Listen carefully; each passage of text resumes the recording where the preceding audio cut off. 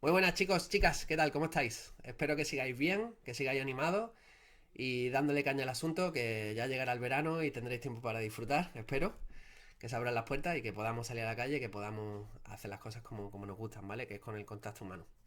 Mientras tanto, seguimos con los vídeos. Hoy nos toca hablar de inmunología, ¿de acuerdo? Es un tema bastante, bueno, diverso, complejo, amplio. Hay que ir interiorizando desde ya algunos conceptos, algunas definiciones. Os he dejado un glosario en la carpeta de biblioteca, en nuestro modo. Y bueno, he querido hacer un breve repaso de algunos de los más destacados. Recordar que son 6 de los 10 puntos ahora en selectividad. Entonces es importante que los comprendáis. ¿Tenemos que aprendérnoslos ya todos? Bueno, poco a poco, ¿vale? Vamos a ir asimilándolos y tal a medida que vamos avanzando en la comprensión del tema. Lo primero, diferenciar. Diferenciar. Hay que diferenciar muchas cosas. Ver la similitud y diferencia entre, por ejemplo, infección e enfermedad infecciosa. Una infección está provocada por un patógeno, por un virus, una bacteria, un hongo, cualquier microorganismo que pueda afectarnos a nosotros. Una enfermedad infecciosa es un microorganismo patógeno, pero que es parásito además. Es decir, que vive dentro de nosotros, que se alimenta, digamos, de nosotros, ¿vale? Ok, algunos para empezar un poco a ponernos en situación, ¿vale? Que son básicos, antígeno y anticuerpo. Obviamente no son lo mismo, ¿vale? Un antígeno es cualquier sustancia, cualquier molécula que va a provocar una reacción, una respuesta en nuestro sistema inmune y que es externo a nuestro cuerpo, ¿vale? Eso sería un antígeno. Entonces, la variedad química de estas moléculas es muy diversa. La mayoría son proteínas, pero también vamos a encontrar algunos polisacáridos, es decir, glúcidos, algunos lípidos de pequeñas cadenas. Mientras que los anticuerpos son moléculas que nosotros fabricamos, que los organismos fabrican, para luchar contra ese antígeno. Y son específicos de cada antígeno. ¿De acuerdo? En este caso, los anticuerpos suelen ser proteínas o péptidos, pero normalmente proteínas que van a atacar, que van a ejercer su acción directamente sobre ese antígeno. ¿De acuerdo? Vacunas y sueroterapia. Bueno, os imagináis cuál es la diferencia, ¿vale? Las vacunas es un tratamiento preventivo, mientras que la sueroterapia es un tratamiento que se administra cuando ya se ha... Perdón, que la he liado. La suero... no sé si corta esto, ponerlo de toma falsa. Bueno, sigo. La sueroterapia, que se me cayera el micro, estábamos hablando de vacunas y sueroterapias, ¿vale? La vacuna es un tratamiento preventivo, específicamente para virus. Se administran estos virus, se inoculan cuando están un poquito como en poca cantidad y de una manera que están así como anestesiados, digamos, para que nosotros podamos reaccionar contra ellos y generar nuestros propios anticuerpos, es decir, desencadenar una respuesta inmunitaria específica contra ellos, ¿vale? La sueroterapia, en cambio, eh, se administra una vez que ya se detectan signos o síntomas de la enfermedad, cuando ya está en curso, y consiste en la administración de un suero, es decir, de plasma sanguíneo de una persona o de un animal que ha desarrollado anticuerpos contra ese patógeno concreto, contra ese antígeno, ¿de acuerdo? Sería un poco la diferencia. Respuesta celular, respuesta humoral. Dos cosas diferentes aunque relacionadas, ¿vale? Aquí estaríamos hablando de una respuesta inmune específica. La respuesta celular está basada en células, lógicamente, en los linfocitos y en macrófagos, mientras que la humoral consiste en la generación por parte de esos linfocitos B de anticuerpos, ¿vale? La celular no interviene en anticuerpos y la humoral sí. Esa sería la principal diferencia, aunque luego vamos a profundizar mucho más, ¿vale? Conceptos como el de macrófagos, que son un tipo de leucocitos, la diferencia entre linfocitos B y T, lo vamos a ir viendo. Inmunoglobulinas, ¿vale? Que son un tipo específico de anticuerpos. Nosotros los mamíferos tenemos varios. Y ahora está muy de moda porque estamos hablando mucho con el tema del coronavirus de los test, ¿no? Los test rápidos, los test no sé cuántos. Entonces, hay dos test principales, que son los de la PCR, los de la reacción en cadena de la polimerasa, que lo que hace es detectar un fragmento de ARN vírico concreto y que detecta, por lo tanto, si eres portador y contagioso, o sea, que puedes contagiar el virus a otras personas. El test de anticuerpo, el test de inmunoglobulina, lo que está haciendo es detectar, básicamente se basa en la inmunoglobulina M y la G, ¿vale? lo que nos va a decir es si nosotros hemos reaccionado ante ese virus. Por lo tanto, si hemos generado anticuerpos específicos para él, la inmunoglobulina G son los que son específicos y que nos dicen si hemos pasado o no hemos pasado la enfermedad. Eso no significa que sigamos portando el virus. Por eso este test, y aparte las lecturas son complicadas, parecen como un test de embarazo con las 2 barras cuando es positivo. La lectura es mucho más complicada, ¿vale? Intervienen muchos factores y entonces lo ideal sería hacer una PCR masiva para todo el mundo para saber si lo tenemos o no lo tenemos y a partir de establecer una cuarentena. Pero... Y bueno, bueno, no voy a enrollar más con el tema, que no es el asunto de hoy, ¿vale? Respuesta inmune, respuesta inflamatoria, ahora vamos a hablar de ella. Inmunidad, todos estos conceptos tenemos que tenerlos muy claros, ¿de acuerdo? Bueno, vale, un mapa conceptual, un mapa mental para que nos vayamos incorporando todo esto en la cabeza. Con el mapa mental del que estaba hablando, ¿vale? Vamos a encontrar que nuestro sistema inmunológico supone un mecanismo de defensa, ¿vale? Y vamos a empezar clasificando entre los inespecíficos y los específicos. Dentro de los inespecíficos nosotros tenemos una primera barrera física, que es nuestra piel, son las barreras primarias, la piel y las mucosas, ahora hablaré de ellas. Y hay una segunda barrera que ya a nivel sanguíneo, que es lo que va a generar una respuesta, una reacción inflamatoria, ¿de acuerdo? Esta inflamación está mediada por fagocitosis, es decir, glóbulos blancos que se van a comer a los microorganismos patógenos, ¿de acuerdo? Y van a intervenir, bueno, algunos neutrófilos y macrófagos, ahora hablaremos de ello. En cuanto a la específica, que esa es la clave, vamos a diferenciar entre respuesta celular y humoral, como decía antes, y vamos a hablar también de los órganos linfoides porque es interesante también conocer un poco la estructura de todo el sistema inmune. Primera barrera inespecífica, la piel y las mucosas. Ok, de la piel ya sabemos varias cosas.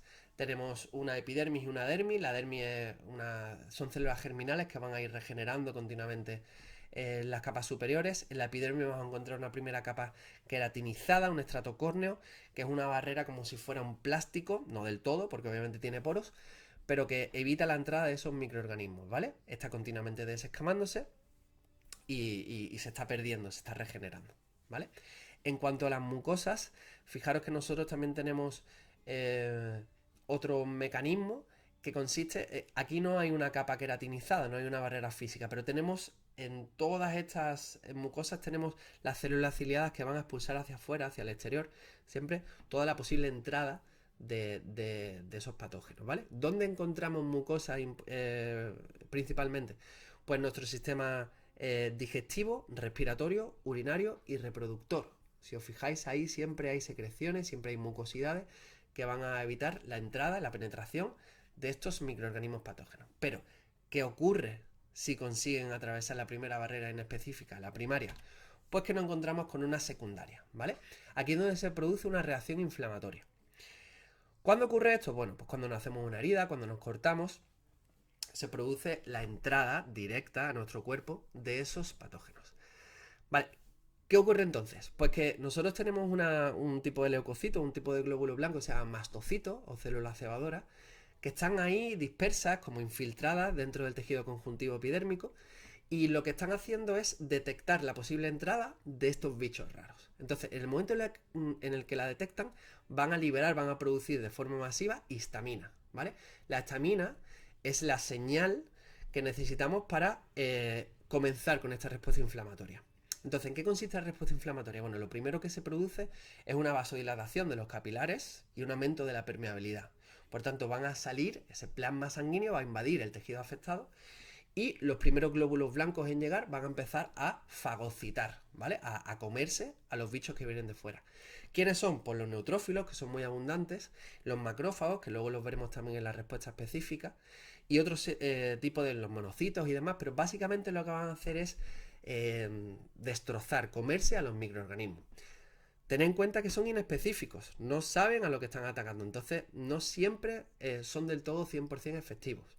De todas maneras, en cualquier caso, cuando terminan de comerse, pues engullen tanto que llegan a reventar y todos los restos de sus cadáveres, de los restos moleculares de ellos mismos, de los patógenos, van a quedar formando el pus. Acordaros que este tema lo comentamos también, lo estudiamos el año pasado en Cultura Científica. Os subiré también los apuntes ahora para que le echéis un vistacillo. Los Natural Killers, ¿os acordáis? Las células, los partebragas, como yo les decía, esos van a tope. Eso, cualquier cosa que sea, que no tenga, digamos, el sello de identidad propio de nuestro organismo, pues van a por ello, ¿vale? Entonces, ¿cuál es la consecuencia de la respuesta inflamatoria? Pues claro, como sale sangre, se produce un aumento de la temperatura, porque sabéis que la sangre, entre otras cosas, se encarga de regular la temperatura de nuestro cuerpo, se produce una hinchazón, ¿vale? Provocada por estas histaminas, que lo que hacen es inflamar el cuerpo, por eso tomamos muchas veces antihistamínicos, para reducir esa inflamación, o tenemos alergia o algún proceso semejante. Se va a producir una inflamación, un enrojecimiento, el dolor, porque se están alterando las fibras nerviosas que están distribuidas por la piel.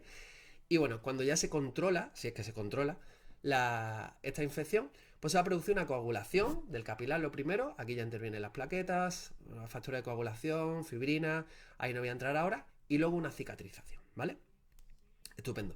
Pero ¿qué ocurre si realmente llegan a atravesar estas barreras inespecíficas? Pues que ya pasaríamos a lo que os comentaba antes de la respuesta celular humoral o humoral, ¿vale? Antes de ello, es que aquí ya estamos hablando del sistema inmune como tal, de una respuesta inmunitaria como tal específica, ¿vale? Entonces, lo primero es que tengamos un poquito el esquema mental de qué estamos hablando. Por un lado hablamos de células, por otro lado hablamos de anticuerpos, por otro lado hablamos de estructuras supracelulares, como pueden ser los órganos linfoides. Os voy a hablar un segundito de esto, ¿vale? Sabéis que dentro del aparato circulatorio está el sanguíneo, como ya sabemos, pero también el linfático, ¿vale? Los órganos linfoides son acúmulos de células linfáticas, de tejido linfático, que se van a encargar de regular, de filtrar, de un poco, son como checkpoints, como puntos de control de todo lo que está por dentro. Detectan la presencia de microorganismos y ahí es donde se van a limpiar también la sangre, ocurren muchas cosas muy interesantes. ¿Cuáles son estos órganos linfoides? Bueno, pues encontramos primarios y secundarios. Los primarios son la médula ósea, lógicamente. Acordaros que en la médula ósea también se produce la fabricación de las células sanguíneas, por lo tanto es básico en el interior de los huesos. El timo, ¿vale? Que lo tenemos ahí justo en el esternón, ¿vale? Delante del pecho, bueno, delante del esternón. Aquí es donde se maduran los linfocitos T, quedaros con eso ahora mismo. Las bolsas de Fabricio que se descubrieron en las aves, que están dispersas por nuestro cuerpo, aquí es donde maduran los linfocitos B, ¿de acuerdo? Y luego tenemos una serie de órganos secundarios, por ejemplo, el spleen, el bazo, debajo de la costilla izquierda. Aquí básicamente lo que se va a hacer es regular y filtrar básicamente la sangre, ¿vale? Los componentes celulares de la sangre. Y luego encontramos una serie de masas de tejido linfático que son los ganglios linfáticos. Dentro de estos ganglios linfáticos, que es como decía antes, una especie de checkpoints, ¿vale? Vamos a encontrar también algunos tejidos y, digamos, masas celulares linfoides que están asociadas a mucosas, a las mismas mucosas que decíamos antes. Por lo tanto, nos las vamos a encontrar fundamentalmente en el tracto digestivo. Son las amígdalas, por ejemplo, son las placas de Meyer, son el apéndice vermiforme, que ya sabemos hoy en día que es un sitio fundamental para la generación de la linfa, ¿vale? Bueno, estructuras supracelulares, pero vamos a ir pasando ya al quid de la cuestión, a la respuesta inmune. Esta respuesta inmune hemos dicho que puede ser celular o humoral, pero antes todavía de entrar de lleno en eso, os quería diferenciar entre una respuesta que puede ser primaria o secundaria.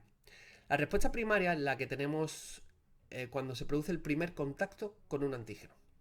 En ese momento se desencadena una respuesta que tiene una fase de latencia, una fase de proliferación o crecimiento logarítmico y luego la generación, la fabricación de los anticuerpos, ¿vale?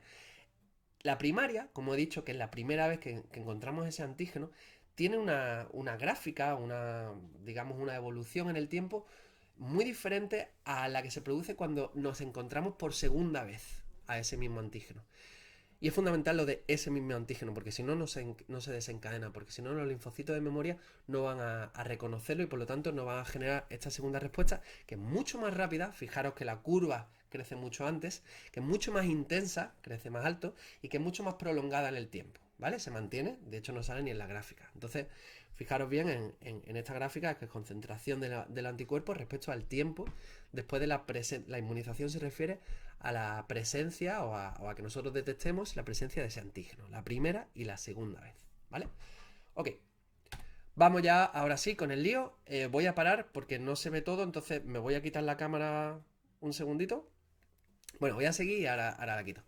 De la respuesta inmune celular, acordaros que en este caso todavía no había una presencia de anticuerpos, no se estaban fabricando anticuerpos, sino que participan dos tipos de células concretas, son los macrófagos y los linfocitos T. ¿Vale? Voy a hablar de cada uno de ellos un poquito en profundidad. Siento si no se ve bien la parte de abajo, pero bueno, ahora os lo comento yo. En los macrófagos lo que estamos viendo es que son, ya lo hemos visto en la respuesta inflamatoria, que están engullendo, que están destrozando a los patógenos, ¿vale? Los incorporan y los destruyen. Digo ahí también que actúan como células presentadoras de antígeno. ¿Qué quiere decir esto? Que cuando destruyen a ese patógeno y lo están metabolizando, triturando, digamos, se están quedando con pequeños péptidos, con pequeños fragmentos de proteínas que están adosando la superficie de su membrana para que puedan ser reconocidos por otros linfocitos, es decir, activan a otros linfocitos T para que desencadenen una mayor respuesta celular, ¿vale? Acordaros que ahora ya estamos hablando de barreras específicas, ya estamos sabiendo a quién nos enfrentamos. You gotta know your enemy, ¿vale? Tienes que conocer a tu enemigo para luchar contra él. Entonces estos macrófagos suponen un primer momento de reconocimiento del antígeno, del patógeno, y por lo tanto estas células van a activar a los linfocitos T. ¿Qué hacen los linfocitos T? Pues por supuesto van a luchar contra el patógeno también, pero también pueden luchar contra células propias de nuestro organismo. ¿Por qué? Porque han perdido ese sello, ese reconocimiento externo en su membrana y pueden luchar o acabar contra ellas. O contra células tumorales, que han perdido esa capacidad de morir de forma programada, ¿vale? O contra un tejido infectado, células infectadas, ¿vale? Van a luchar contra ellas. ¿Cómo lo hacen? Bueno, pues una vez que se unen al antígeno, en forma de ese complejo antigénico que se llama, estos linfocitos T van a poder evolucionar y se van a desarrollar, se van a diferenciar en 4 tipos diferentes. De los 4 tipos de linfocitos T en los que se pueden evolucionar cuando se produce una respuesta inmune celular, los primeros serían los citotóxicos, que son aquellos que son los guerreros del cuerpo, los que van a ir a muerte, a destruir al patógeno una vez que lo identifiquen. Se van a basar en esos pequeños fragmentos de proteínas que tienen en las membranas, van a liberar otras proteínas que lo que van a hacer es disolverlo, reventarlo, ¿vale? Esos serían los citotóxicos. Los segundos serían los colaboradores, se le llaman T-helpers, los linfocitos T, colaboradores o ayudadores, que lo que hacen es que cuando reconocen también a ese antígeno van a activar a los linfocitos B. ¿Qué conseguimos con los linfocitos B? Bueno, los linfocitos B son los que después veremos en la respuesta inmune humoral, que se van a encargar de fabricar los anticuerpos, por lo tanto son básicos los colaboradores, ¿vale? Luego están los supresores, que cuando ven que ya hay una respuesta suficiente, inhiben a los colaboradores, es decir, le dicen, vale, relaja el carro, no hace falta que me manden más linfocitos B, que me fabriquen más anticuerpos, no queremos una sobreexcitación de nuestro sistema inmune. Hemos visto casos donde personas con el coronavirus han fallecido y se ha visto que la causa ha sido por esa reacción desproporcionada del sistema inmune, ¿vale? Hay que controlarlo en su justa medida, ¿vale? Regularlo igual que, por ejemplo, cuando tenemos la hemorragia. No queremos ni producir una coagulación excesiva, ni permitir que la sangre líquida nos desangremos, ¿vale? Porque si no se pueden producir trombos, pero también podemos morir desangrados. Entonces, todas las cosas siempre intentadas en su justa medida en el equilibrio, ¿vale? Homeostasis. Luego, por último, serían los linfocitos de memoria. Estos linfocitos son básicos porque conviven con nosotros durante mucho tiempo, una vez que han reconocido al patógeno en su primera entrada a nuestro organismo, y siguen liberando ellos sus anticuerpos, siguen funcionando durante mucho tiempo y están, digamos, ahí como expectantes hasta que reconocen otra vez por segunda vez a ese mismo patógeno y entonces cuando activan todos los mecanismos, activan a otros linfocitos, activan la generación de anticuerpos con los B, o sea que están ahí siempre expectantes, ¿vale? Eso es lo que nos da la memoria inmunológica que nosotros tenemos, pero tienen que ser específicos de los mismos. eh, por eso hay preguntas selectivas que te dicen, oye, ¿por qué con la rubeola o con la varicela siempre es la misma vacuna, pero con la de la gripe no? Es que la de la gripe va mutando. La de la gripe tiene una tasa de mutación que hace que las proteínas que están adosadas en la superficie, en la cápsula esa del virus, no sean reconocidos por los mismos linfocitos de memoria que sí reconocieron a su primo hermano. ¿Me entiendes? La varicela, la rubeola, hay otra serie de vacunas que sí son más eficaces porque la tasa de mutación de esos virus es mucho menor. Entonces, las proteínas que están en su exterior son muy parecidas y son reconocidas, ¿vale? Vamos a pasar ahora a la respuesta inmunitaria humoral, la de los anticuerpos.